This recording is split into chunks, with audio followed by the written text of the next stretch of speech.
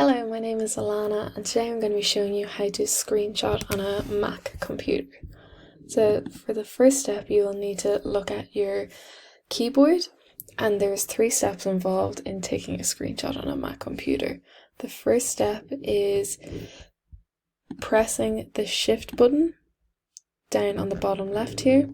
The second step is pressing the Command button, and the third step is pressing the number 3 button.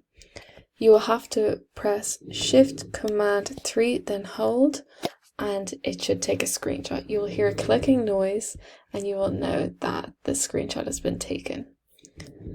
It is that simple.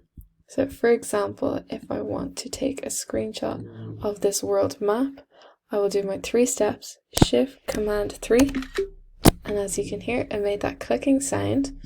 And then in your bottom right corner, a screenshot should come up here.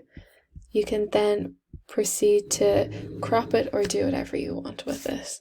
It is that easy. Thank you.